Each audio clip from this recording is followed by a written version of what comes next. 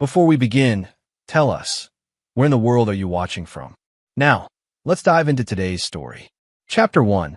The Discovery. Marco Allen stood in the sterile brightness of St. Mary's emergency room.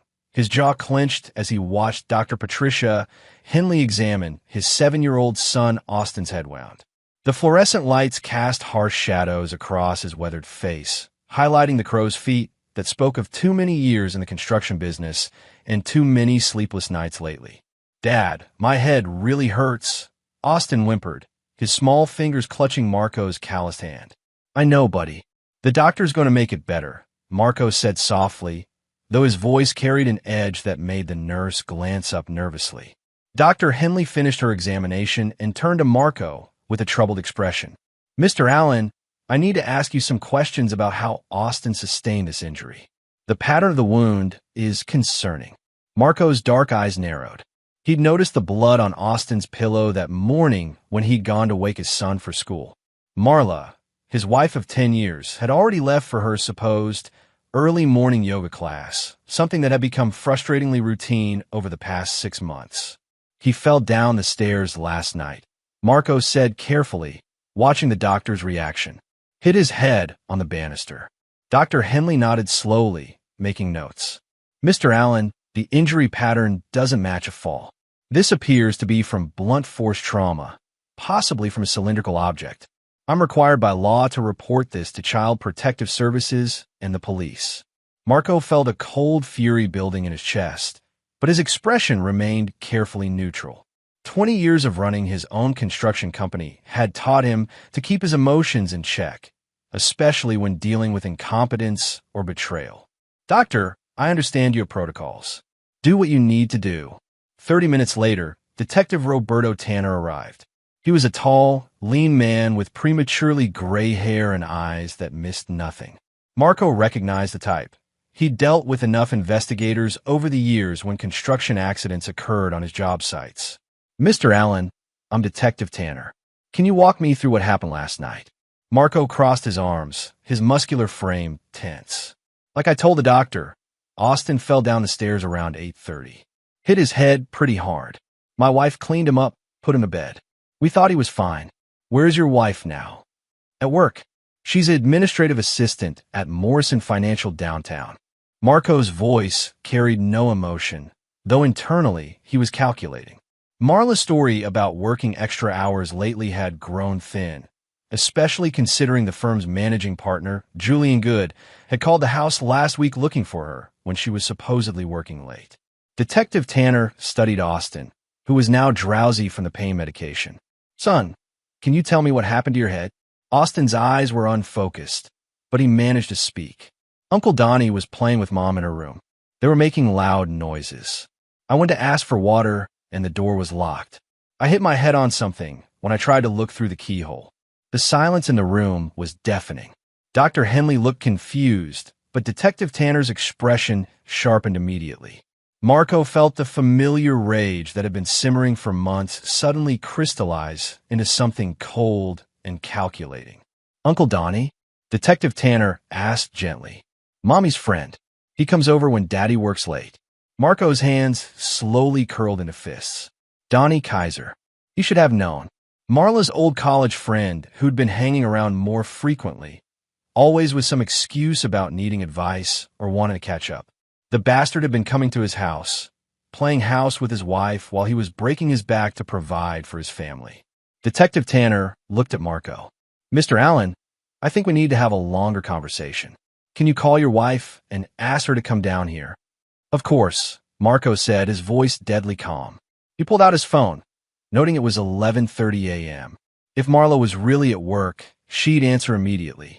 If she was with Donnie, the phone rang 4 times before going to voicemail. Marco tried again. Same result. "She must be in a meeting," he said to Detective Tanner, though they both knew better. Dr. Henley had stepped away to make her own calls. When she returned, her expression was grave. "Mr. Allen, I've spoken with the hospital social worker. Given the circumstances, we need to keep Austin here for observation and further evaluation. Child Services will need to investigate before he can go home." Marco nodded slowly. "I understand. Detective, are you treating this as a criminal investigation?" At this point, we're investigating potential child endangerment. If there's evidence of abuse or neglect occurring in the home. Detective Tanner let the implication hang. Marco's mind was already working 3 steps ahead. This wasn't how he'd planned to discover the full extent of Marla's betrayal, but perhaps it was better this way. The legal system would provide him with tools he could use. Documentation, evidence, official records. Detective, I want to cooperate fully. If someone hurt my son, I want them held accountable. I appreciate that, Mr. Allen. I'll need you to come to the station later today to give a formal statement. In the meantime, try reaching your wife again. As the detective left and the medical staff continued their evaluation of Austin, Marco stepped into the hallway and called his foreman, Julius Lynch. Julius, I need you to handle the Riverside project today. Family emergency. Everything all right, boss? It will be, Marco said grimly. But I'm going to be tied up for the next few days. Maybe longer. After hanging up, Marco stood in the hospital corridor, his mind racing. 20 years ago, when he'd started Allen Construction from nothing, his grandfather had given him a piece of advice. Boy, there are 2 kinds of men in this world. Those who get mad and do something stupid, and those who get mad and do something smart. Be the second kind. Marco had built his business on that principle. When suppliers tried to cheat him, he didn't get angry. He got even, methodically and completely. When competitors tried to undercut his bids with shoddy work, he didn't just complain. He documented everything and used it to destroy their reputations. Now, standing in this hospital hallway with his son's blood on his conscience and his wife's betrayal burning in his chest, Marco Allen began to plan. But this wouldn't be about getting even. This would be about total annihilation. He pulled out his phone and scrolled through his contacts until he found the number for Aaron English, a private investigator he'd used years ago when he suspected one of his project managers was stealing. Aaron had been thorough, discreet, and ruthless in his investigation. Aaron, it's Marco Allen. I need your services again. But this time, it's personal. Chapter 2, Unraveling Threads. The Allen family home on Maple Street had always been Marco's pride. He bought the 2-story colonial 15 years ago when Allen Construction first turned a real profit, and he'd personally overseen every renovation and improvement. The wraparound porch, the oak hardwood floors, the custom kitchen with granite countertops, all of it represented years of backbreaking work and careful saving. Now, as he stood in his living room at 6 p.m., waiting for Marla to come home, the house felt like a monument to his own stupidity. Aaron English sat across from him, a compact man in his 40s with wire-rimmed glasses and the demeanor of someone who'd spent too many years watching people's secrets unfold. His preliminary report lay open on the coffee table between them. How long has this been going on? Marco asked, his voice carefully controlled. From what I can determine, about 8 months. It started as coffee meetings, progressed to lunch dates, and then Aaron consulted his notes. The first hotel receipt I found was from 6 months ago. Marco picked up one of the photographs Aaron had provided. It showed Marla and Donnie Kaiser entering the Riverside Inn, a mid-tier hotel about 20 minutes from their neighborhood. The timestamp read 2:47 p.m. on a Tuesday, a day Marco remembered working late on the Westfield Shopping Center project. Tell me about Kaiser, Marco said. Aaron flipped through his file. Donnie Kaiser, age 34. Works as a regional sales manager for Cumberland Pharmaceuticals. Divorced 3 years ago. Pays alimony to his ex-wife Tiffany Gibson. Lives in a downtown apartment. Drives a leased BMW. And has approximately $43,000 in credit card debt. Debts, Marco mused. What kind of debts? Gambling, mostly. Casino records show he's a regular at the riverboat. Lost big last month. Nearly $20,000 in one weekend. He's also behind on his alimony payments. Marco absorbed this information silently. A gambling addict with money problems, sleeping with his wife. The pieces were beginning to form a picture. What about their pattern? When do they meet? Tuesday and Thursday afternoons, usually between 2 and 5 p.m. Sometimes Friday mornings when you're on job sites. They've been careful, but not that careful. Kaiser's been texting her constantly. Aaron handed over a thick stack of phone records. I have a contact at the phone company. These are Marla's text logs for the past 3 months. Marco scanned the messages, his jaw tightening with each exchange. Can't wait to see you today. M is working late again. When are you going to tell him? This sneaking around is killing me. Soon, baby. Just need to figure out the right time. I love you more than anything. We deserve to be happy. The final message was from yesterday, just hours before Austin's injury. House is empty until 9. Come over. Marco set the phone records down and walked to the window, looking out the street where he'd taught Austin to ride his bike just last summer. How did my son get hurt? Aaron's expression grew uncomfortable. From what I can piece together, Kaiser was at your house yesterday evening. Your son apparently tried to interrupt them and hit his head on something when he was trying to see into the locked bedroom. Probably the doorknob or the edge of a hallway table. And they just put him to bed? With a head injury? It appears so. Kaiser left around 9:30, according to the neighbor's security camera. Marco closed his eyes, fighting the urge to put his fist through the wall. His son had been hurt because 2 selfish adults couldn't keep their hands off each other, and they'd been too caught up in their own pleasure to properly care for an injured child. There's more, Aaron said quietly. Kaiser has been pushing Marla to file for divorce. He wants her to ask for alimony and half the assets. Based on their conversations, they're planning to move in together once the divorce is finalized. The front door opened, and Marla's voice called out, "Marco, are you home?" Marco turned to Aaron and spoke in a low voice. "I want everything. Every hotel receipt, every text message, every photograph. I want you to dig into Kaiser's finances, his gambling debts, his ex-wife situation. I want to know what he owes and to whom. Marco, whatever you're planning. I'm planning to protect my son and my assets. Nothing more." Marco's smile was cold. For now, Aaron gathered his files and slipped out the back door as Marla entered the living room. She looked tired, her blonde hair slightly disheveled, and Marco noticed she was wearing the same outfit she'd had on that morning. Not exactly what he'd expect from someone who'd supposedly been at work all day. "How's Austin?" she asked, setting her purse down. "I got your voicemail about the hospital. I was in meetings all day and couldn't get away." Marco studied his wife of 10 years. Marla had been beautiful when they'd met. She still was, in a carefully maintained way that spoke of regular salon visits and expensive skincare products. But looking at her now, he realized he'd been seeing only what he'd wanted to see for months. Austin has a head injury. They kept him overnight for observation. Marla's face showed appropriate concern, though Marco noticed she didn't ask for details about how the injury occurred. "Oh my God, is he okay? What happened?" "The doctors think someone hit him. They called the police." He watched her carefully, looking for any sign of guilt or fear. Marla's expression flickered for just a moment. Surprise, then calculation, before settling back into concerned innocence. "Hit him? Marco, that's terrible. Who would hurt a child? That's what the police want to know. Detective Tanner will probably want to talk to you tomorrow. They're investigating everyone who had access to the house yesterday." Now he saw real fear in her eyes. I was at work until almost 6 yesterday. You know that. Actually, I called Julian Good this morning to ask him to give you time off for the family emergency. Funny thing, he said you haven't worked late a single day this month. In fact, he said you've been leaving early most days. The silence stretched between them. Marco could see Marla's mind racing, trying to formulate an explanation that would hold water. "I've been running errands," she said finally.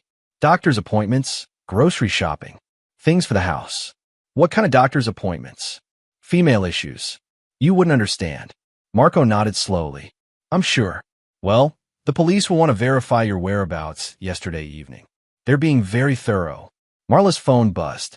She glanced at it and quickly put it face down on the coffee table, but not before Marco caught a glimpse of the name, Donnie. "I should probably call the hospital," Marla said, reaching for the house phone. "Check on Austin." "Good idea. I'll make dinner while you do that." As Marla spoke to the hospital staff, Marco watched her performance.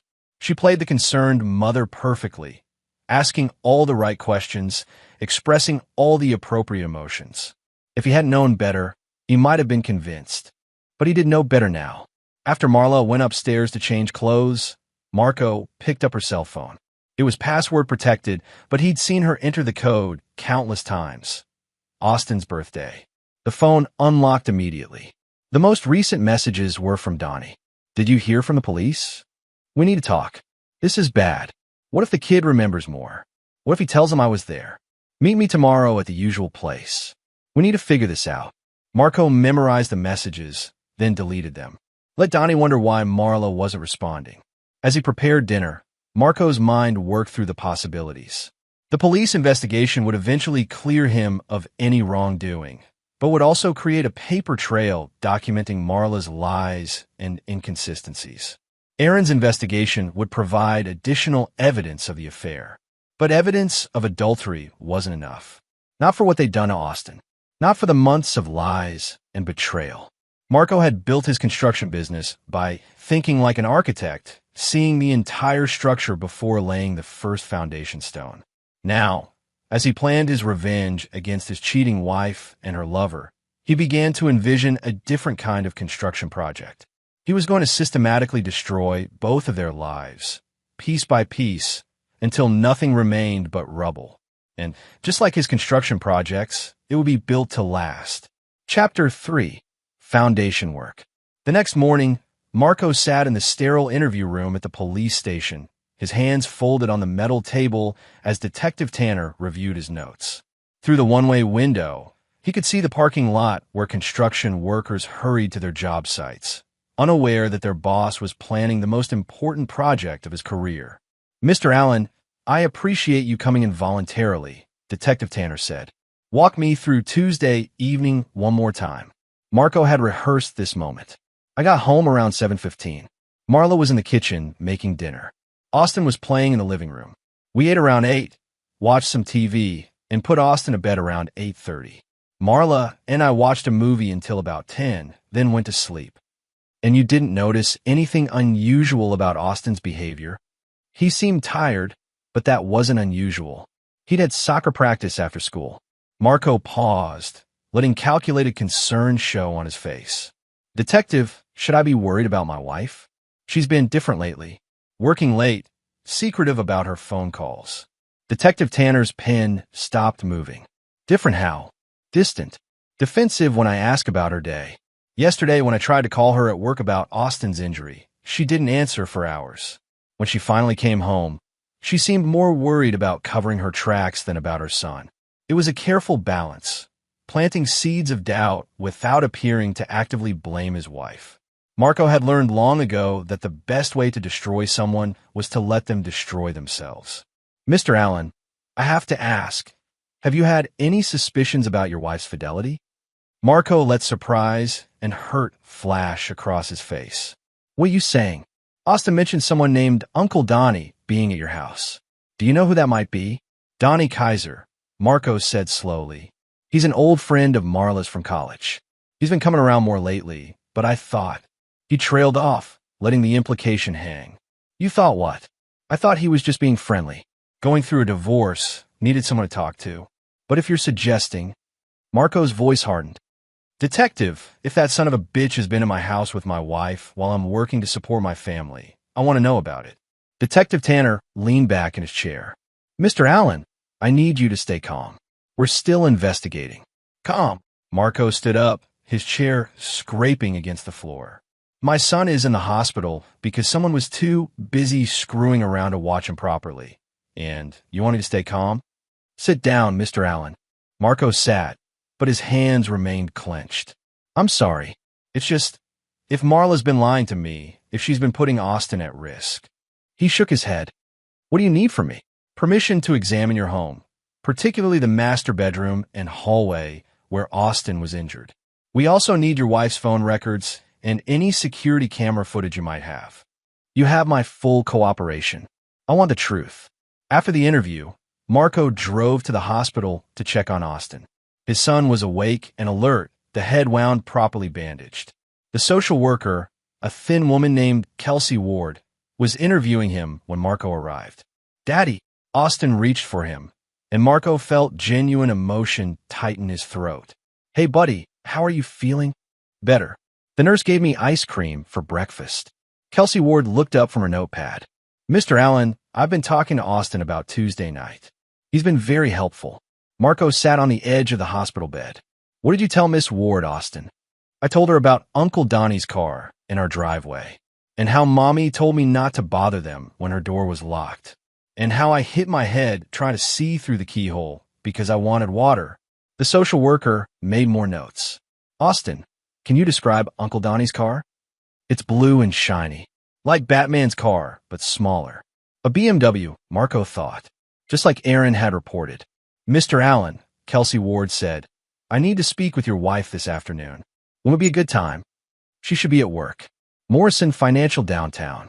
Though, Marco hesitated, playing his part. She's been having some personal issues lately. If she seems defensive or evasive, that's probably why. Another seed planted. That afternoon, Marco met with Aaron English at a coffee shop across from Morrison Financial. Through the window, they could see the building where Marla supposedly worked. I've been digging into Kaiser's finances, Aaron said, sliding a folder across the table. This guy's in serious trouble. He owes money to some very unpleasant people. Marco opened the folder and whistled softly. The documents showed gambling debts totaling nearly $60,000, including $30,000 owed to a loan shark named Malcolm Rosales, who operated out of the casino district. Rosales isn't just a loan shark, Aaron continued. He's connected to organized crime. Word is, Kaiser has missed 2 payment deadlines. Rosales has been asking questions about his assets, his job, his personal life. What kind of timeline is Kaiser working with? He needs to come up with $20,000 by next Friday, or Rosales starts getting creative about collecting. And get this, Kaiser's been telling people he's expecting a big windfall soon. Something about a business opportunity. Marco studied a photograph of Malcolm Rosales, a heavy-set man with cold eyes and scarred knuckles. Has Kaiser mentioned Marla to any of these people? Not by name, but he's been talking about his rich girlfriend whose husband owns a construction company. He's apparently told several people that she's going to leave her husband and they'll split the assets. The pieces were falling into place beautifully. Marco could see the entire structure now. How to use Kaiser's debts, Marla's greed, and the police investigation to create a perfect storm of destruction. I need you to do something for me, Marco said. I want you to approach Malcolm Rosales. Tell him you represent someone interested in Kaiser's situation. Someone who might be willing to provide information about Kaiser's assets in exchange for certain considerations. Aaron raised an eyebrow. Marco, that's dangerous territory. I'm not asking you to threaten anyone. I'm just suggesting that Rosales might appreciate knowing that Kaiser's rich girlfriend is married to someone who doesn't appreciate being cheated. And what exactly do you want Rosales to do with that information? Marco's smile was cold. Whatever comes naturally. That evening, Marco returned home to find Marla pacing the living room. Her phone pressed her ear. She was speaking in urgent whispers, but hung up quickly when he entered. How's Austin? She asked, attempting normalcy. Better. The social worker had some interesting questions for him. Marla's face went pale. What kind of questions? About Tuesday night. About who was at the house. About Uncle Donnie's blue car in our driveway. The phone in Marla's hand started buzzing. She glanced at it and declined the call, but Marco had seen the name. Donnie. Marla, we need to talk. Marco, Sit down. She perched on the edge of the couch, her hands twisting together. Marco remained standing, using his height and presence to create psychological pressure. The police are going to want to interview you tomorrow. They're going to ask about your whereabouts Tuesday evening, about your relationship with Donnie Kaiser, and about why you lied about working late. I didn't lie. I called Julian Good. He told me you haven't worked a single late day this month. He also told me you've been using sick days and personal time without telling me. Marla's phone buzzed again.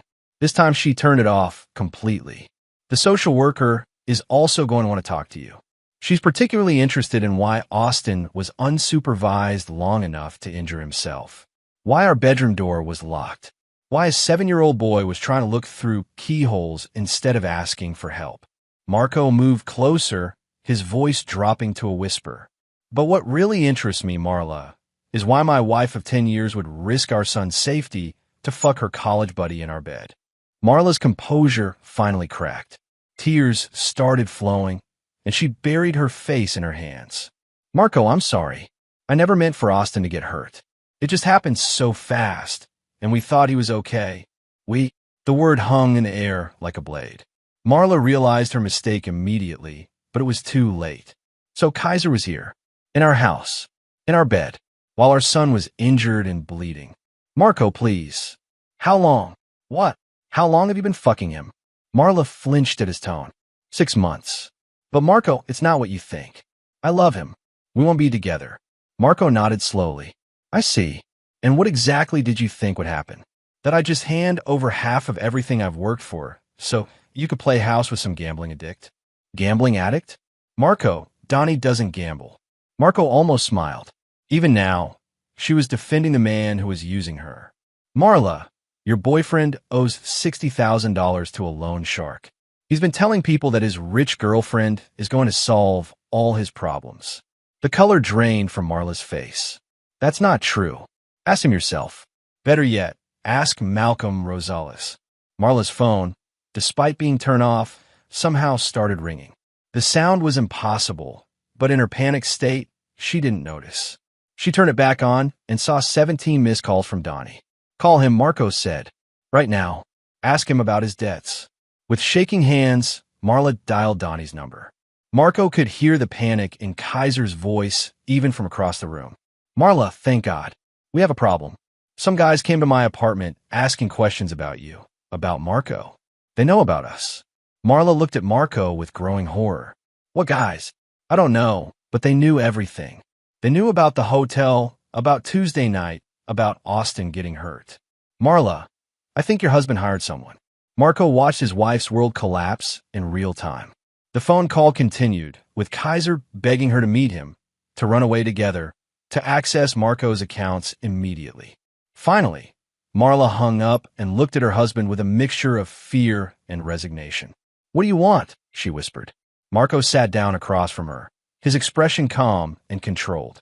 I want you to understand something, Marla. You and your boyfriend just made the biggest mistake of your lives. You put my son in danger. You violated my home. You tried to steal my assets. He leaned forward. And now you're going to help me destroy him. Chapter 4. Setting the Trap. Marco's office at Allen Construction overlooked the warehouse where his crews stored equipment and materials. The morning sun cast long shadows across stacks of lumber and steel beams.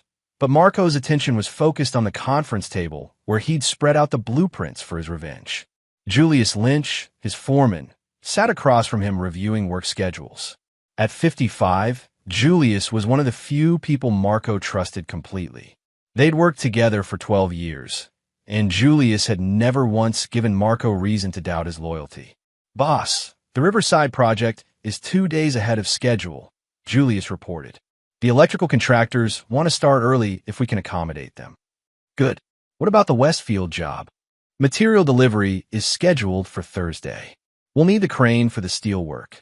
Marco nodded, but his mind was elsewhere. His phone had been buzzing all morning with messages from Aaron English, Detective Tanner, and most importantly, Malcolm Rosales' people. The trap was beginning to close. Julius, I need to ask you something, and I need you to be completely honest with me. The older man looked up from his papers. Shoot, if someone was stealing from this company, embezzling money, or selling information to competitors, what would you want me to do about it? Julius's weathered face hardened. I want you to bury them. This company is our livelihood. Marco, anyone who betrays that deserves whatever they get. What if it was someone we trusted? Someone close to the family? Makes it worse, not better. Julius leaned forward. Marco, what's going on? Marco made a decision. Marla's been cheating on me. The man she's sleeping with has gambling debts, and he's planning to use her to access our assets. I think they might try to go after the business accounts. The silence stretched between them. Finally, Julius spoke. What do you need me to do? For now, just keep everything running normally. But I may need you to make some changes to our security procedures, our bank access, things like that. Consider it done. After Julius left, Marco called Aaron English. Where do we stand with Rosales? He's very interested in your situation. Apparently, Kaiser's been bragging about his rich girlfriend for weeks. Rosales wants to meet with you tonight. Set it up. But Aaron, I want insurance. I want you recording everything, and I want backup nearby. Marco, are you sure about this? These aren't people you play games with. I'm not playing games. I'm solving problems. That afternoon, Marco drove to the hospital to visit Austin. His son was being discharged the next day, but the social worker wanted one more interview to ensure the home environment was safe. Kelsey Ward met him in the hallway outside Austin's room.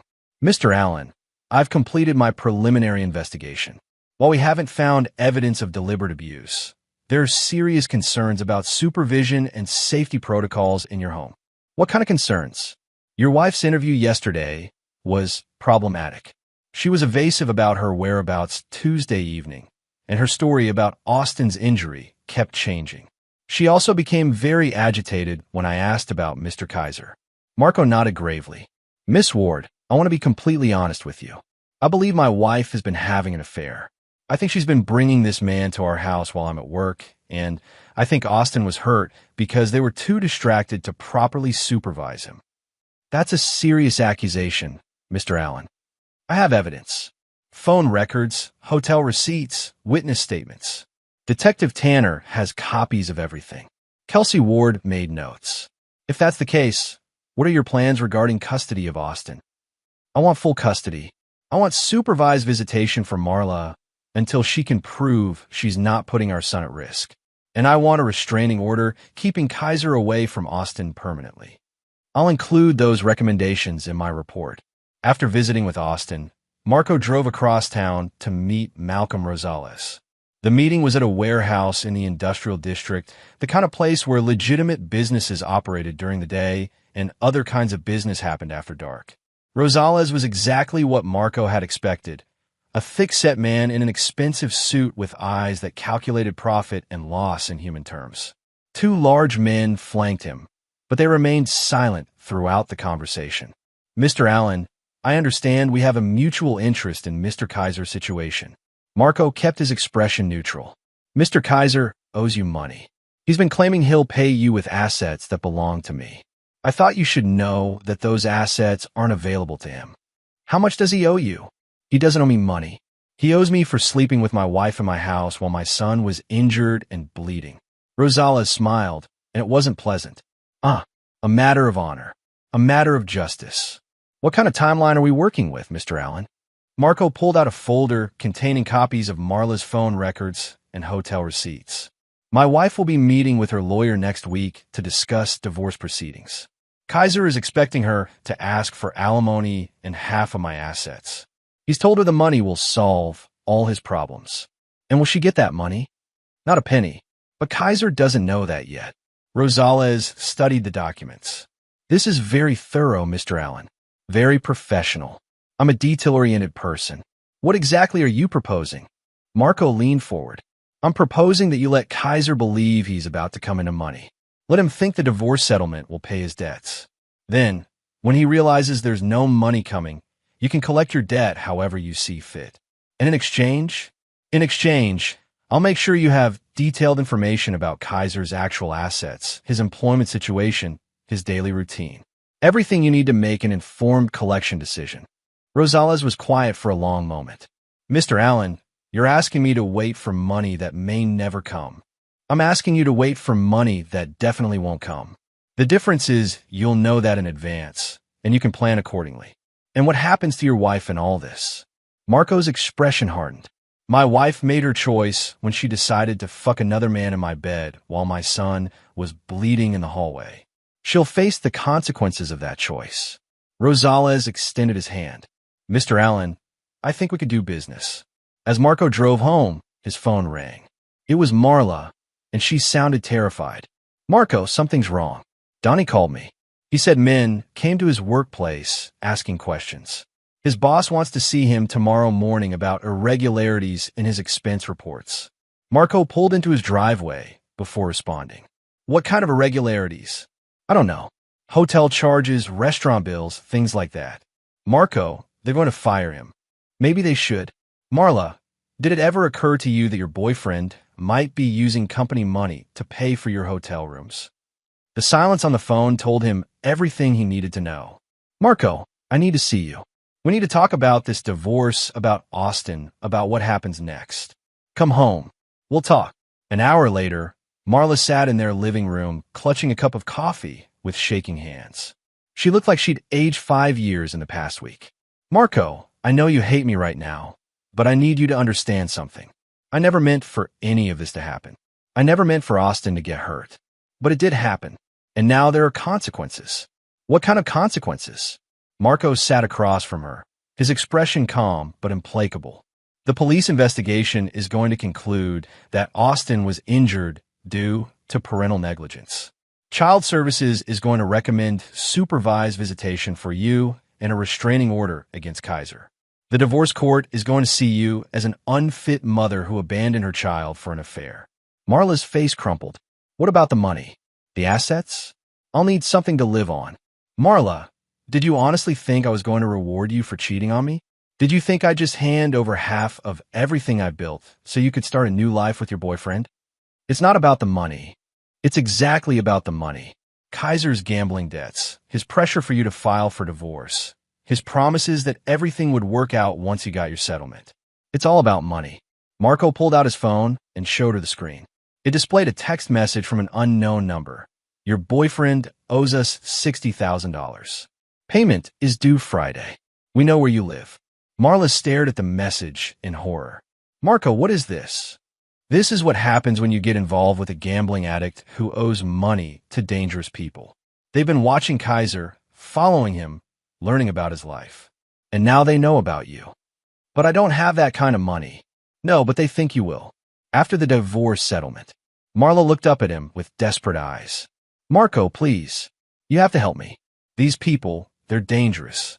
Marco studied his wife's face, seeing the fear and desperation there. For a moment, he almost felt sorry for her. Almost. Marla, I want you to understand something. You and Kaiser created this situation. You put my son at risk, you violated my trust, and you tried to steal my assets. Now you're asking me to protect you from the consequences. I'll do anything. I'll sign whatever papers you want. I'll give up all claims to the assets. Just please don't let them hurt me. Marco was quiet for a long moment, as if considering her offer. Finally, he spoke. There might be a way to handle this, but it would require you to do exactly what I tell you to do when I tell you to do it. No questions, no arguments, no attempts to protect Kaiser. Anything. Tomorrow, you're going to call Kaiser and tell him you've been in touch with a divorce lawyer. You're going to tell him that the lawyer thinks you can get a large settlement, but it's going to take time to work through the legal process. How long? 2 weeks. Maybe 3. Marla nodded quickly. Okay. And then what? Marco's smile was cold and predatory. Then we find out exactly what your boyfriend is willing to do when he's desperate. Chapter 5. Pressure Points. The Cumberland Pharmaceuticals office building stood 23 stories tall in the heart of downtown, its glass facade reflecting the morning sun like a mirror.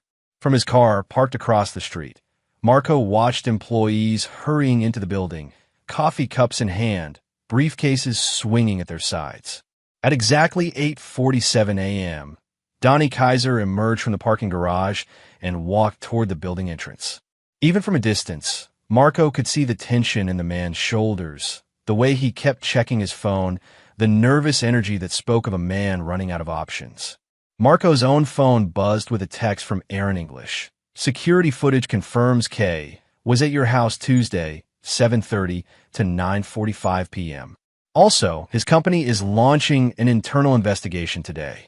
Perfect timing. At 9:15 a.m., Marco entered the Cumberland Pharmaceuticals building and took the elevator to the 15th floor. The receptionist, a young woman with auburn hair and a professional smile, looked up as he approached. Good morning.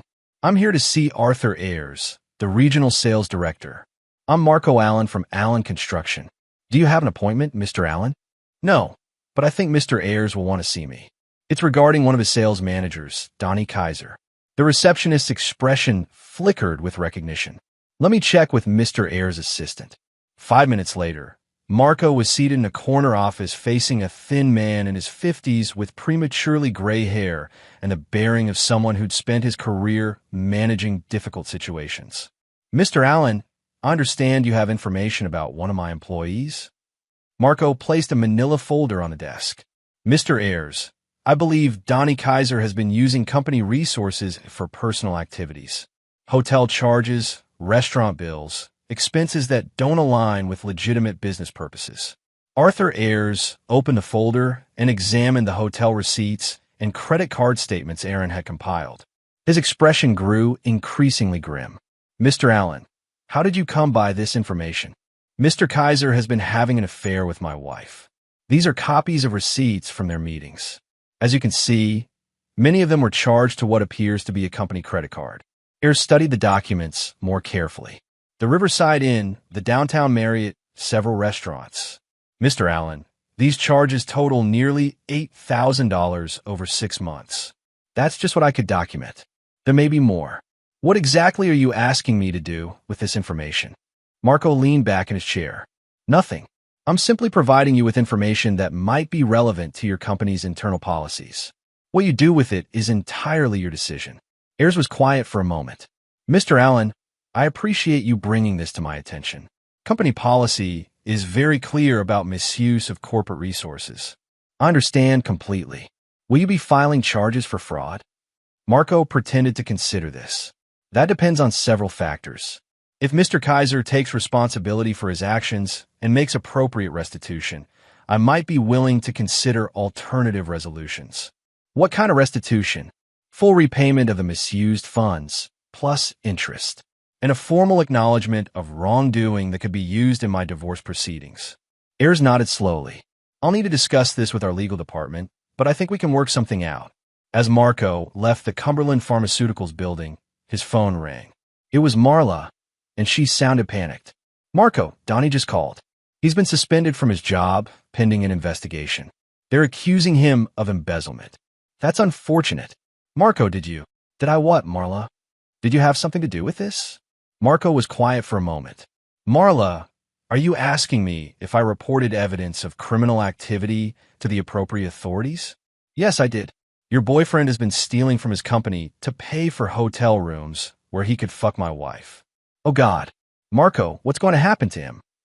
That depends on whether he cooperates with the investigation and makes full restitution. It also depends on whether criminal charges are filed. Criminal charges? Embezzlement is a felony. Marla, $8,000 in misappropriated corporate funds. That's serious prison time. The line was quiet except for the sound of Marla crying. There might be a way to minimize the damage, Marco continued.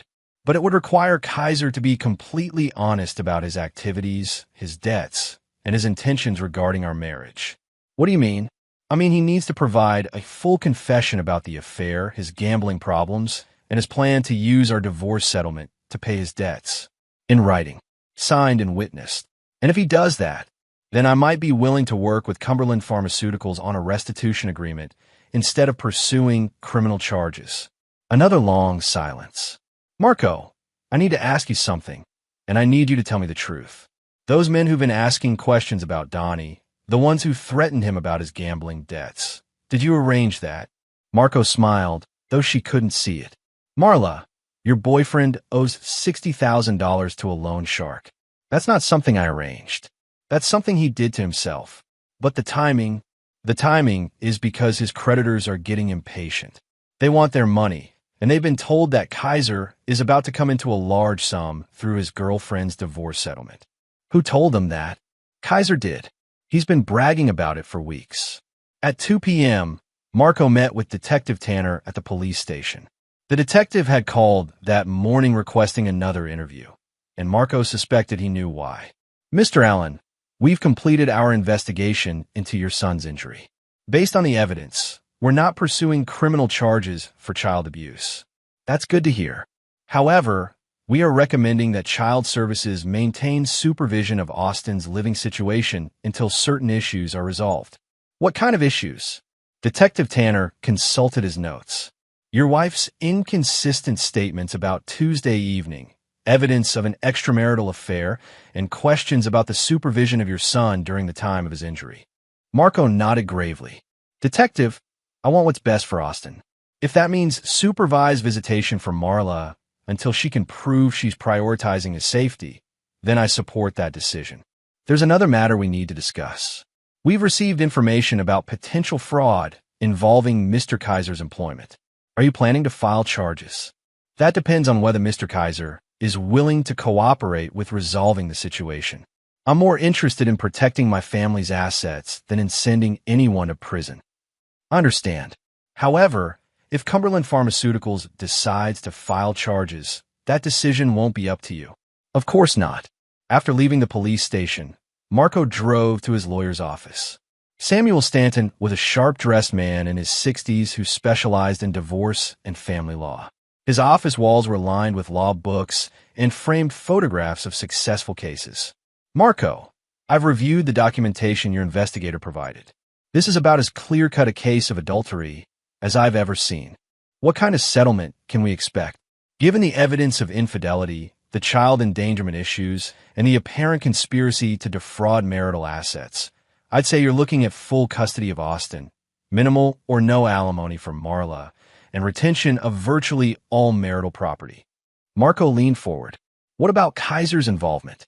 Can we pursue him legally? Alienation of affection is still recognized in this state.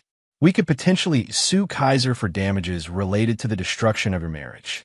Given his apparent financial difficulties, it might not be worth pursuing monetarily, but would create additional legal pressure. Do it. I want him buried under legal problems. Consider it done. That evening, Marco returned home to find Marla pacing the living room with her phone pressed to her ear. She was speaking in urgent whispers, but hung up quickly when she saw him. That was Donnie, she said. Marco, he's falling apart. He's been suspended without pay. His landlord is threatening eviction. And those men you mentioned, they came to his apartment again. What do they want? Money. They gave him until Friday to come up with $20,000, or they're going to start breaking things. Starting with his legs. Marco sat down and loosened his tie. That's unfortunate. Marco, please. I know you hate us both, but you can't just let them hurt him. Marla, I want you to understand something. Donnie Kaiser made a series of choices. He chose to gamble away money he didn't have. He chose to borrow from dangerous people. He chose to seduce a married woman. He chose to steal from his company. And he chose to put our son at risk. Marco's voice grew colder. Now he's facing the consequences of those choices. That's not my fault, and it's not my responsibility to fix. But you could help him. You could loan him the money. Why would I do that? Because Marla struggled for words. Because you're a good man. Because you wouldn't want to see anyone hurt, even someone who wronged you. Marco studied his wife's face. Even now, after everything that had happened, she was trying to manipulate him into saving her lover. Marla, let me make something very clear. Donnie Kaiser is going to face the full consequences of his actions. He's going to lose his job, possibly face criminal charges, and deal with his creditors however he can. You're going to face the consequences of your actions too. What does that mean? It means you're going to help me make sure he understands exactly how hopeless his situation is. Marla's face went pale. What are you talking about? Marco pulled out his phone and showed her a text message. Meet me tomorrow at the Riverside Inn. Room 237. We need to talk about our future. D, you're going to meet him, Marco said, and you're going to deliver a message for me. Chapter 6. The Squeeze. The Riverside Inn sat on the outskirts of town like a monument to mediocrity, its faded brick facade and neon vacancy sign speaking to the kind of establishment that asked no questions and kept no records. Marco sat in his truck in the parking lot, watching the second-floor windows where he knew room 237 was located. At exactly 3 p.m., Marla's Honda Civic pulled into the lot. Through his binoculars, Marco watched his wife sit in her car for several minutes, clearly steeling herself for what was to come. She looked like she'd aged a decade in the past week. Her usually perfect blonde hair was unwashed and pulled back in a ponytail. Her face was pale and drawn, and her hands shook as she checked her phone one more time. Finally, she got out of her car and walked toward the motel stairs. Marco's phone buzzed with a text from Aaron English, who was positioned on the other side of the building. Kay arrived 10 minutes ago. Looks like he hasn't slept in days. This was the critical moment. Everything Marco had built over the past week. The police investigation, the job suspension, the pressure from creditors, the legal threats, all of it was designed to bring Donnie Kaiser to this point of maximum desperation. 30 minutes later, Marla emerged from the motel room. Even from a distance, Marco could see she was crying. Her phone rang immediately, and Marco answered on the first ring. "How did it go?" "Marco, please don't make me do this." Marla's voice was thick with tears. He's not the same person. He's desperate and angry and scared. When I told him there wasn't going to be any divorce settlement money, he grabbed me. Did he hurt you?" "Not physically. But Marco, he's talking about running away, about taking money from somewhere, about doing something desperate. I think he might hurt himself. Or someone else." The silence stretched between them. "Marla, did you deliver my message exactly as I told you?" "Yes. I told him that you knew about everything, that you had evidence, that the divorce wasn't going to result in any money for me. I told him that criminal charges were being filed for the embezzlement, and that his creditors knew he wasn't going to be able to pay." "And how did he react?" "He started talking about the construction company, about your assets, about how it wasn't fair that you got to keep everything while he lost everything. Marco, I think he might try to do something to your business." Marco had been expecting this. A desperate man with nothing left to lose was predictable in his unpredictability. Kaiser would either run, which would solve the problem permanently, or he would lash out, which would provide Marco with the justification he needed for the final phase of his plan. "Where is he now?" "I don't know. He left right after I did." "Marco, what if he goes to the police? What if he tells them about your meetings with those loan shark people?" Marco almost smiled. Even now, Marla was thinking about protecting herself rather than considering the broader implications. "Marla, if Kaiser goes to the police and claims that I somehow conspired with his creditors, what exactly do you think he's going to tell them? That he borrowed money from criminals to pay gambling debts, then try to steal from his company and destroy my marriage to get money to pay them back? But if they investigate, they'll find exactly what I want them to find. Documentation of Kaiser's debts, evidence of his theft, records of his affair with you, and proof that he endangered our son. They'll find a desperate criminal who's trying to blame everyone else for his problems."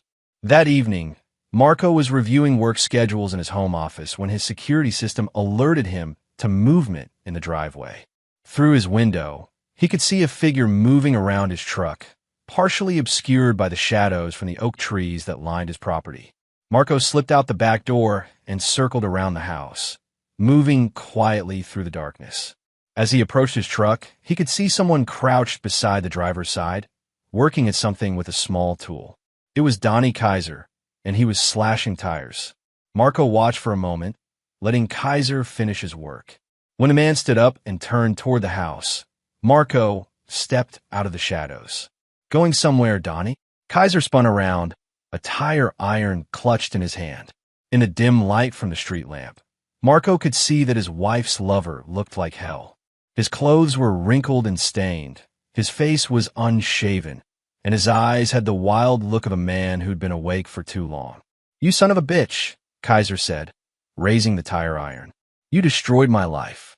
Marco didn't move, didn't show any sign of fear or aggression. "No, Donnie, you destroyed your own life. I just documented it. You set me up. You arranged everything. The investigation at work, the pressure from Rosales' people, all of it. I arranged nothing. You stole from your company. You borrowed money from criminals. You seduced my wife and endangered my son. I just made sure the right people had the right information at the right time." Kaiser took a step closer, the tire iron raised. "You think you're so smart, don't you? You think you've won. I think you're a gambling addict and a thief who's facing the consequences of his actions." "Consequences?" Kaiser laughed, but there was no humor in it. "You want to talk about consequences? Fine. Let's talk about what happens when I tell everyone that Marco Allen hired criminals to threaten me. Let's talk about what happens when I tell them about your meetings with Rosales." Marco pulled out his phone and held it up so Kaiser could see the screen. It showed a video recording that had been running for the past 3 minutes. "You mean this conversation? Where you just admitted to vandalizing my property while carrying a weapon and threatening me on my own land?" Kaiser's face went white. "You're recording this?" "I've been recording everything, Donnie. Every conversation, every meeting, every interaction. Just like I recorded my meetings with Rosales, where I provided him with factual information about your debts and your claims about accessing my assets through my wife. Marco stepped closer, his voice dropping to a whisper. You see, that's the difference between us. I plan ahead. I document everything.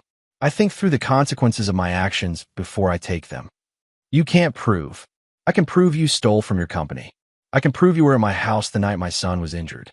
I can prove you've been pressuring my wife to file for divorce so you could access assets that don't belong to you.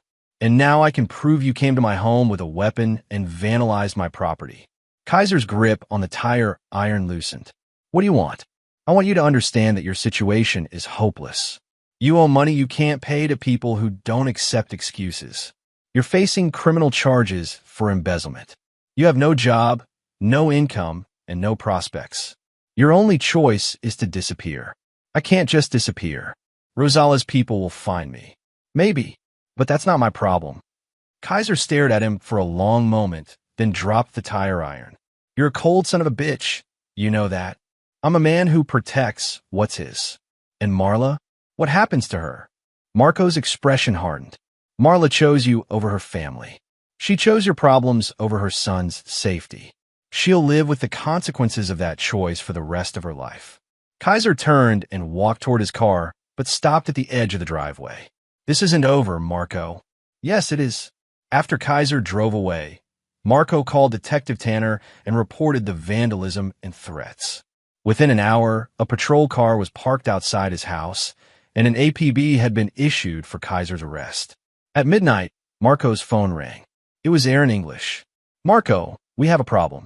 Kaiser just robbed a convenience store across town. He got away with about $400, but the whole thing was caught on camera. Marco felt a cold satisfaction settle in his chest. Anyone hurt? No, but he had a gun. This is now an armed robbery investigation. Where do you think he's headed? If he's smart, out of state. If he's desperate, he might try something even more stupid. Marco looked out his window at the police car parked in his driveway. Aaron, I want you to make sure Rosales knows about the robbery. I want him to know that Kaiser is now a wanted criminal who's likely to draw police attention wherever he goes. That's a dangerous game, Marco. It's not a game at all. It's pest control. The next morning brought news that Donnie Kaiser had been arrested trying to cross the state line. He'd been pulled over for speeding, and the officer had recognized him from the APB. In his car, police found the stolen money, the gun used in the robbery, and a notebook containing detailed information about Marco's business, his home address, and his daily routines. Marco read the news report while drinking his morning coffee, feeling a deep sense of satisfaction. Kaiser was now facing charges for armed robbery, embezzlement, stalking, and vandalism. Even with a plea bargain, he was looking at serious prison time. But the game wasn't over yet. There was still Marla to deal with, and Marco had saved the best for last. Chapter 7. Final Calculations. The law offices of Stanton and Associates occupied the top 2 floors of the Meridian building downtown, their mahogany-paneled conference rooms and brass fixtures projecting the kind of old-money respectability that impressed judges and intimidated opposing counsel. Marco sat at the head of the polished conference table, his hands folded calmly as he watched his soon-to-be ex-wife sign document after document. Marla looked broken. Her designer clothes hung loosely on her frame. She'd lost at least 15 pounds over the past month, and her once-perfect manicure was now bitten down to the quick. Dark circles under her eyes spoke of sleepless nights, and her hand shook slightly as she signed away her rights to everything she'd once taken for granted. The final custody agreement, Samuel Stanton announced, sliding another document across the table. Mr. Allen will have full legal and physical custody of Austin. Mrs. Allen will have supervised visitation every other Saturday from 10 a.m. to 4 p.m., supervised by a court-appointed monitor. Marla's lawyer, a nervous young man named Matt Hanna who'd been assigned to her case through legal aid, cleared his throat. Mrs. Allen, you don't have to agree to these terms. We could fight for joint custody. With what? Marla's voice was barely above a whisper. I have no money for a prolonged legal battle, no job, no assets. Marco has documented evidence of adultery, child endangerment, and poor judgment. Any judge who reviews this case will see exactly what Marco wants them to see. She looked across the table at her husband, her eyes filled with a mixture of hatred and resignation. You've thought of everything, haven't you? Marco's expression remained neutral. I've simply documented the truth, Marla. You made choices, and now you're living with the consequences. The property settlement, Stanton continued, awards all real estate, business assets, retirement accounts, and investments to Mr. Allen. Mrs. Allen will receive her personal belongings and the Honda Civic, which is paid for. What about alimony? Matt Hanna asked weakly. Given Mrs. Allen's adultery and the documented evidence of her conspiracy to defraud marital assets, the court has waived any alimony claims, Stanton replied. However, Mr. Allen has agreed to provide her with $5,000 to assist with relocation expenses. Marla signed the final document and pushed it across the table. There. Are you satisfied now? Marco studied his wife's face for a moment. Once, he'd loved this woman enough to build a life with her, to trust her with his heart and his future. Now, looking at her defeated expression, he felt nothing but cold satisfaction. Almost, he said quietly. What do you mean, almost? Marco nodded to Stanton, who opened another folder. There's one more matter to address, the lawyer said. The criminal conspiracy charges. The color drained from Marla's face. What criminal charges? Conspiracy to commit fraud, Marco said. You and Kaiser conspired to defraud me of marital assets.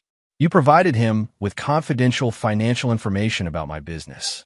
You participated in a plan to obtain money through false pretenses. But the divorce settlement. The divorce settlement is a civil matter.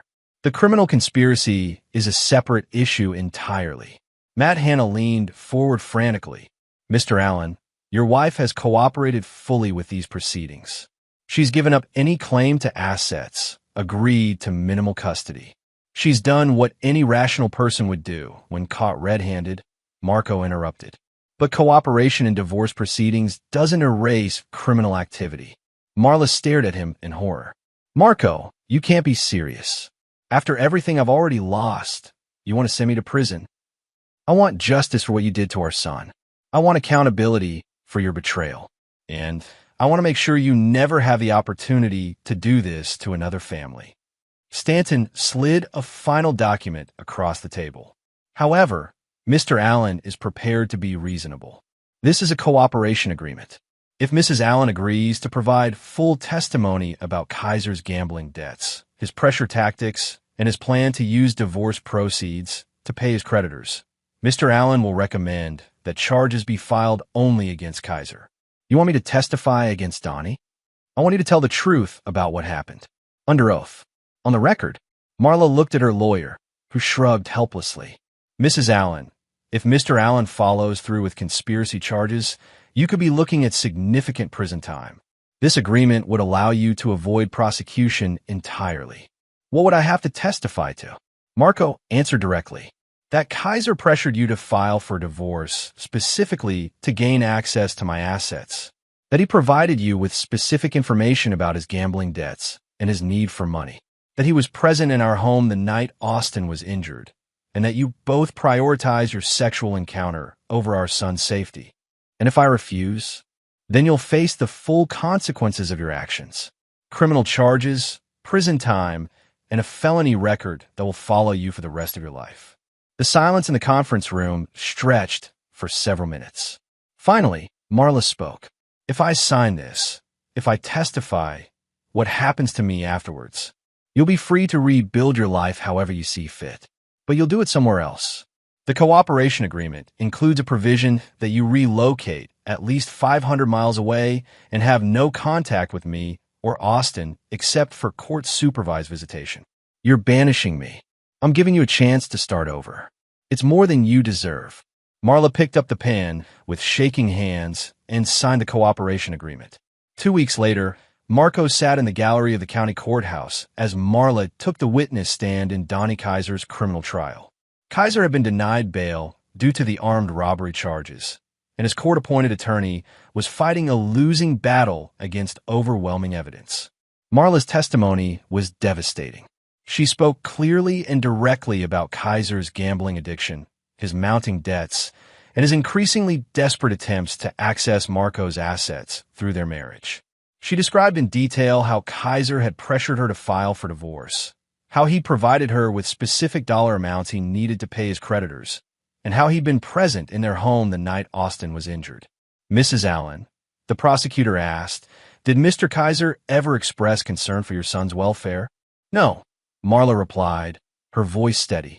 "When Austin was hurt, Donnie's only concern was that he might tell someone about seeing us together. He wanted to leave immediately before Marco came home." "And what was your response?" "I told him we needed to check on Austin first, make sure he was okay. But Donnie said it was just a bump on the head and that kids were resilient." From the defendant's table, Kaiser stared at Marla with undisguised hatred. His lawyer tried to object, but the damage was done. The trial lasted 3 days.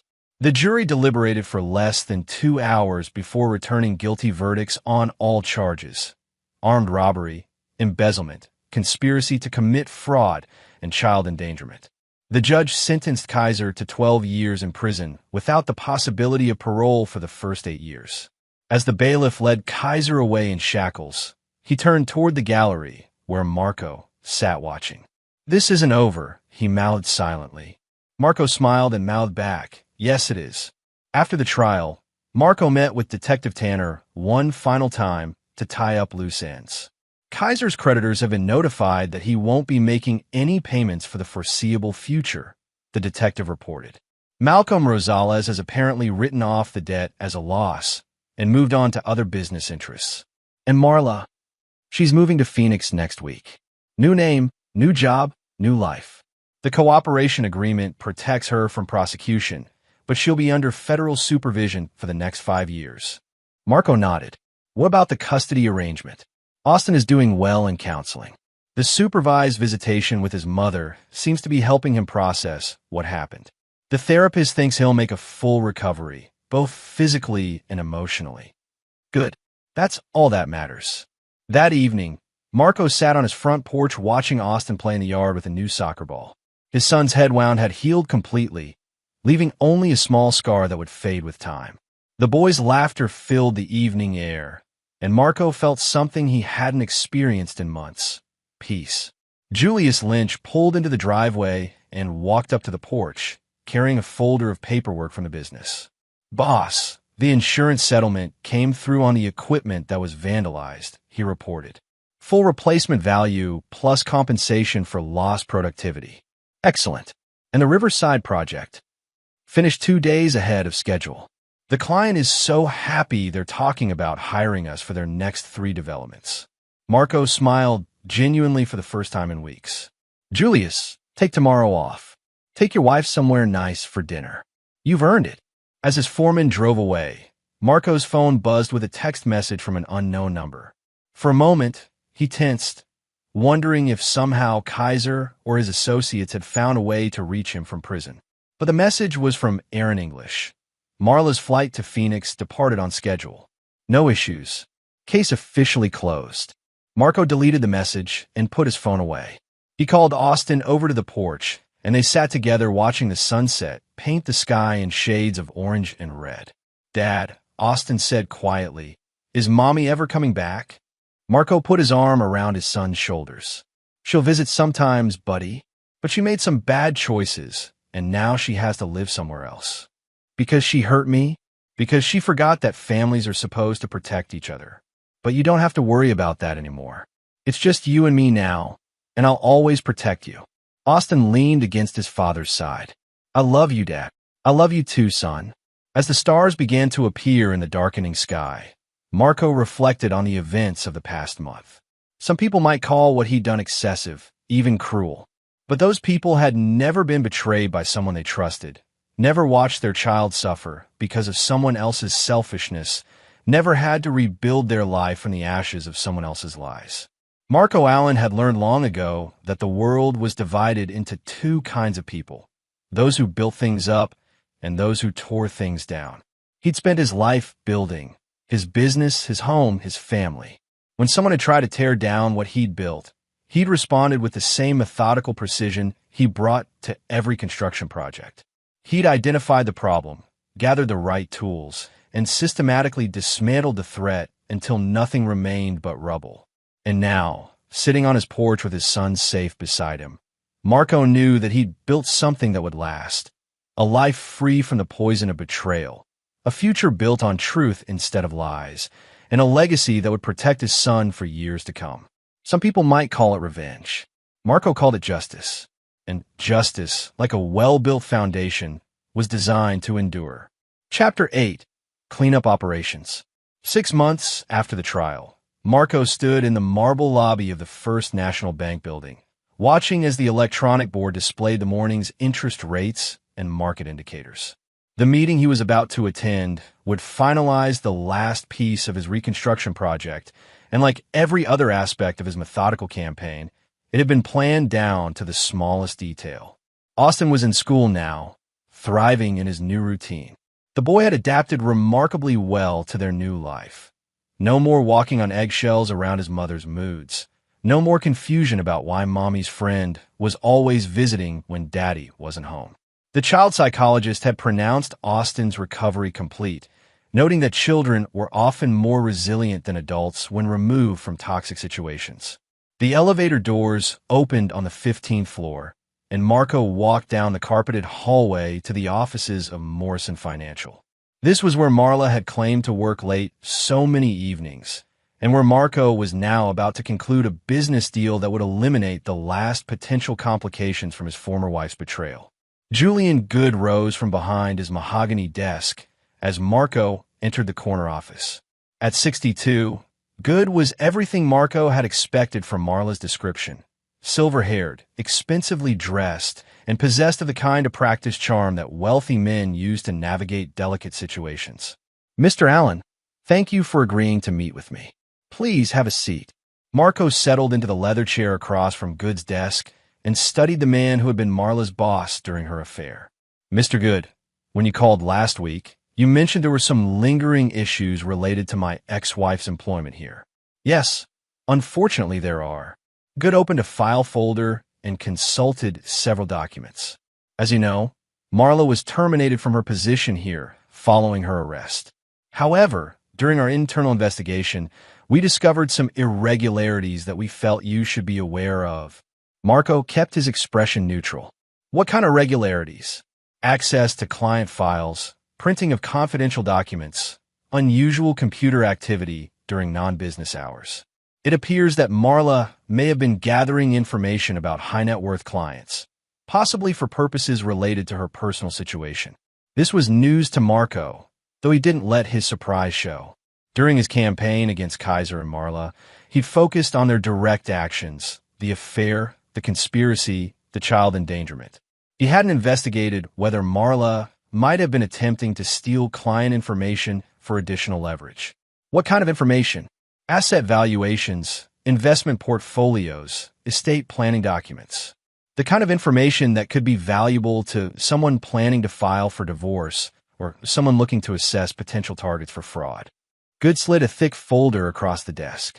"We've compiled everything we found. Copies of documents she accessed, logs of her computer activity, records of files she printed or downloaded." "Mr. Allen, I need to ask, did your ex-wife ever mention our clients or their financial situations?" Marco reviewed the documents, his mind racing. Marla had access to detailed financial information about dozens of wealthy individuals and families. If she'd been planning to use this information as leverage in their divorce, or if she'd shared it with Kaiser as part of their conspiracy, the implications were staggering.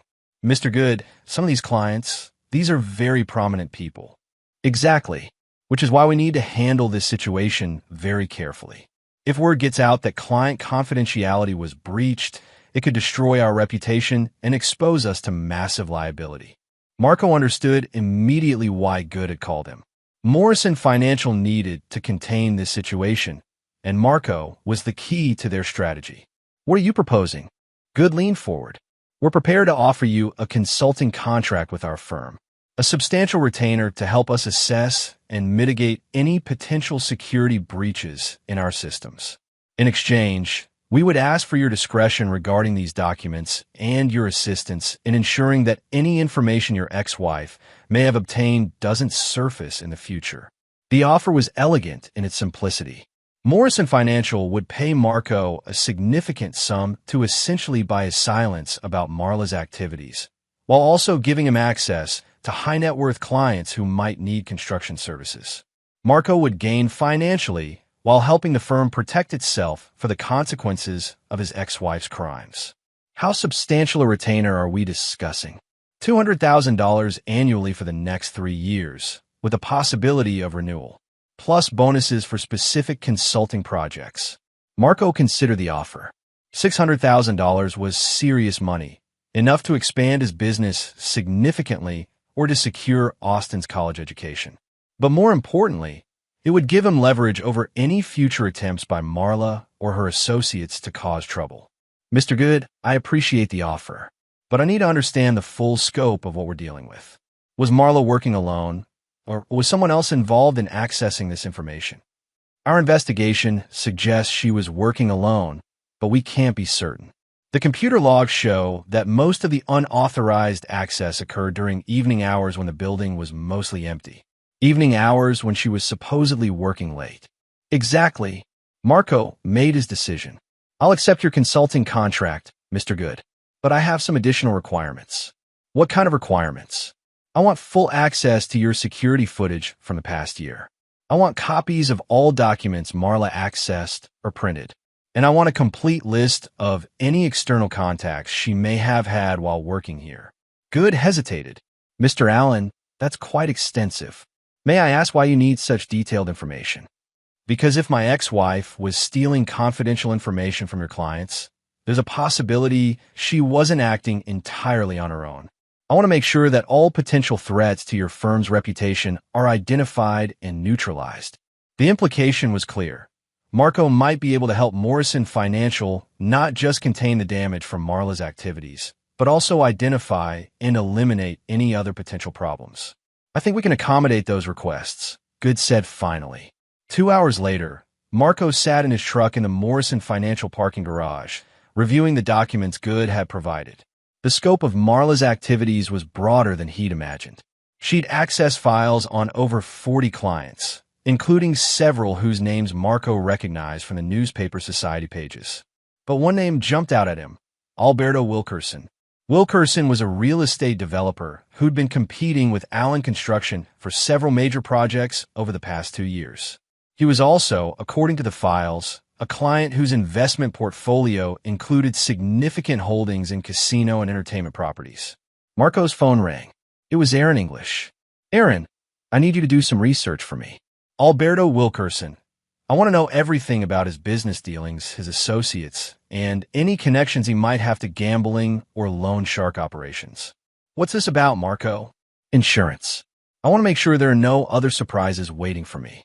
That evening, Marco picked up Austin from his after-school program and drove home through the familiar streets of their neighborhood. The boy chattered excitedly about his day. A successful presentation in social studies, a goal scored during recess soccer, plans for a classmate's birthday party on the weekend. It was the kind of normal, healthy childhood conversation that Marco had feared might be lost forever during the chaos of the past year. But Austin had proven remarkably resilient, adapting to their new life with the flexibility that children possessed when removed from toxic situations. Dad, can we have pizza for dinner tonight? Sure, buddy, but you have to eat some vegetables too. Can we get the pizza with the vegetables on it? Marco smiled. That's a good compromise.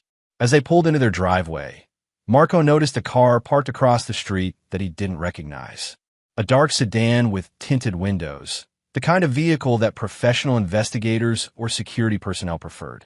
Marco's instincts, honed by months of careful planning and execution, immediately went on alert. He parked in the garage and walked Austin into the house through the connecting door, then moved to the front window to observe the sedan. It sat there for 20 minutes before driving away. Marco called Aaron English immediately. Aaron, I need surveillance detection on my house and office. Someone's watching me, and I want to know who and why. On it. Marco, any idea what this might be about? Maybe. I'll know more tomorrow. The next morning brought answers. Aaron called while Marco was reviewing job site reports in his office. The sedan belongs to a private security firm called Steele Investigations. They specialize in corporate security and asset protection. Their client list includes some very high-end individuals and businesses. Any connection to Morrison Financial or Alberto Wilkerson? Not directly. But get this, Steele Investigations was hired last week by someone to conduct a background investigation on you. The contract was paid for in cash, and the client information is sealed. Marco felt the familiar cold clarity that came when a new threat emerged. Someone with serious resources was investigating him, which meant someone believed he posed a threat to their interests. Aaron, I want you to find out who hired Steele Investigations. Use whatever resources you need. Marco, that's going to be expensive and potentially dangerous. These aren't amateurs we're dealing with. Neither am I. That afternoon, Marco made a decision that would have surprised his enemies. He called Detective Tanner and requested a meeting. Detective, I have reason to believe that I'm being investigated by parties unknown, possibly in connection with my ex-wife's criminal activities. I want to cooperate fully with any official investigation, but I also want protection from any unofficial activities. Tanner leaned back in his chair. What kind of unofficial activities? The kind that involve cash payments to private investigators and surveillance at my home, where my 7-year-old son lives. Marco, do you have any idea who might be interested in investigating you? I have suspicions, but I prefer to let the evidence speak for itself. Marco slid a copy of the Morrison Financial documents across the desk. Detective, I think you're going to find this very interesting reading. As Tanner reviewed the evidence of Marla's theft of confidential client information, Marco felt the familiar satisfaction of a plan coming together. By bringing the police into the situation, he was transforming what could have been a private conflict into an official investigation. And official investigations, as Marco had learned, were much easier to control than private vendettas. Chapter 9, Permanent Foundation. 1 year later, Marco stood at the floor-to-ceiling windows of his new office on the 20th floor of the Meridian building, looking down at the city where he'd built his empire and destroyed his enemies. Allen Construction now occupied an entire floor of the prestigious downtown tower, with contracts worth over $50 million and a reputation for precision and reliability that was unmatched in the region.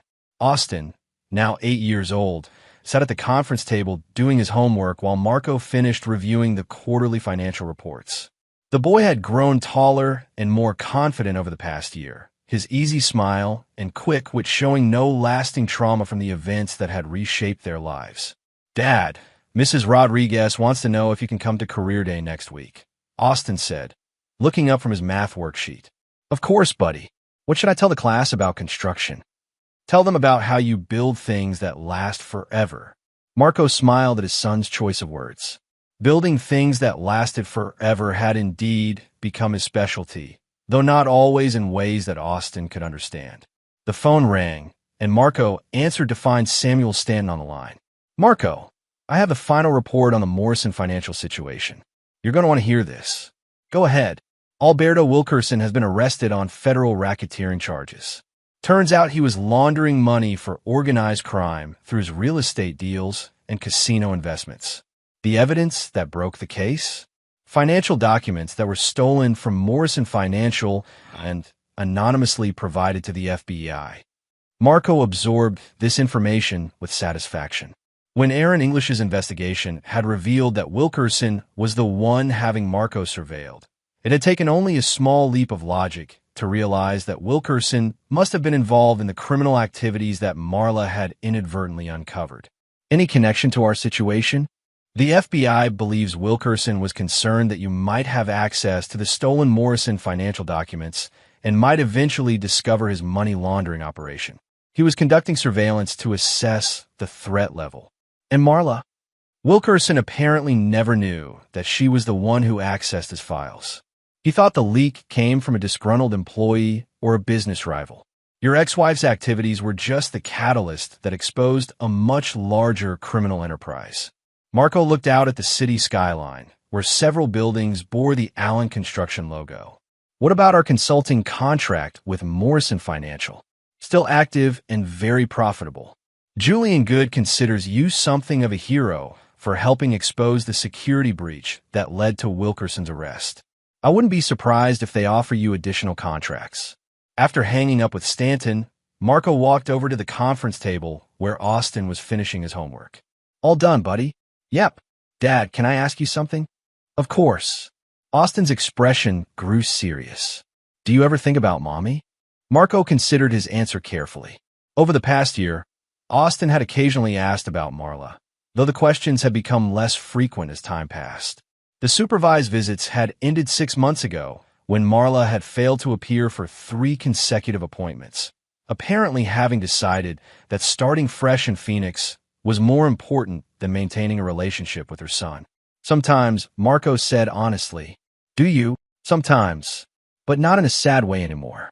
More like remembering a story someone told me once. Marco was struck by the wisdom in his son's observation. Marla had indeed become like a story, something that had happened to them rather than something that continued to affect their daily lives. That's a good way to think about it, Austin. The past is just a story. What matters is what we build going forward. That evening, after Austin had gone to bed, Marco sat in his home office reviewing the final documents from his year-long reconstruction project. Every loose end had been tied up, every potential threat had been neutralized, every enemy had been defeated or eliminated. Donnie Kaiser was serving his 12-year sentence in a federal penitentiary, his appeals exhausted and his former associates having moved on to other business interests. Marla had built a new life in Phoenix under her maiden name, working as a receptionist for a medical practice and living in a modest apartment that reflected her reduced circumstances. Alberto Wilkerson was facing decades in federal prison for racketeering and money laundering. And Marco? Marco had emerged from the wreckage of his marriage stronger, wealthier, and more secure than ever before. His phone buzzed with a text message from Aaron English. Final surveillance sweep completed. No threats detected. All targets neutralized. Contract complete. Marco deleted the message and powered down his phone. Aaron had been conducting quarterly security assessments for the past year, ensuring that no new threats emerged from the ashes of the old ones. But this would be the last such assessment. The war was over, and Marco had won completely. He walked upstairs to check on Austin, finding his son sleeping peacefully in his bed, a soccer ball clutched in his arms and a smile on his face. This was what victory looked like, not the destruction of his enemies, but the protection of what mattered most. Marco had learned something important during his campaign of calculated revenge. Destruction was easy, but construction required patience, skill, and vision. Anyone could tear something down in a moment of rage or desperation. But building something that would last, whether it was a skyscraper, a business, or a life, required the kind of methodical precision that most people couldn't sustain. 6 months later, Marco received an envelope with no return address. Inside was a newspaper clipping from Phoenix publication. Local woman dies in car accident. Marla Petty, 34, was killed instantly when her vehicle collided with a semi-truck on Interstate 10 during a rainstorm. Police report that alcohol may have been a factor. Ms. Petty is survived by a son in another state. Marco read the clipping twice, then burned it in his fireplace. He felt no satisfaction at the news, no sense of victory or vindication. Marla's death was simply the final punctuation mark on a story that had ended long ago. Austin never learned about his mother's death. When the boy stopped asking about her entirely, Marco made the decision that some information was better left buried. Austin's life was full of soccer practice, school friends, construction site visits, and 1,000 small joys of childhood free from adult complications. On Austin's 9th birthday, Marco hosted a party in their backyard for 20 of the boys' classmates. As he watched his son laugh and play with his friends, Marco reflected on the man he'd become over the past 2 years. Some people might call him ruthless or vindictive. Others might say he'd gone too far in his pursuit of justice. But Marco knew the truth. He was simply a man who protected what belonged to him, who built things that lasted, and who never forgot that actions had consequences. Julius Lynch approached him during the party, carrying a beer and wearing the satisfied expression of a man who'd helped build something important. "Boss, I've got to say, seeing Austin this happy, it makes everything worthwhile. Marco nodded, watching his son kick a soccer ball with his friends. Julius, can I ask you something? Do you think I did the right thing? The older man was quiet for a moment. Marco, I've been in construction for 35 years. I've seen a lot of buildings come and go, a lot of men succeed and fail. The ones who last, the ones who build things that endure, they're the ones who understand that a good foundation is everything. Julius gestured toward Austin, who was now organizing his friends into teams for a game. That boy has a solid foundation now. No cracks, no weak spots, no rut that's going to bring the whole structure down later. Whatever you had to do to build that foundation, well, that's between you and your conscience. Marco smiled. That's good enough for me. As the sun set over the city where Marco Allen had built his empire and protected his son, the sounds of children's laughter filled the air. It was the sound of innocence preserved, of safety secured, and of a future built on an unshakable foundation. Some men built monuments to their own glory. Others built walls to keep the world at bay. But Marco had built something more important than either. A life free from the poison of betrayal, a legacy of strength and protection, and a son who would grow up knowing that some things in this world were worth fighting for. And that, Marco knew, was a construction project that would last forever. And there you have it. Another story comes to an end. What did you think? I'd love to hear your thoughts in the comments below. If you enjoy this story, consider joining our community by subscribing. It means the world to us. For more stories like this one, check out the recommended videos on screen. And I'll see you there.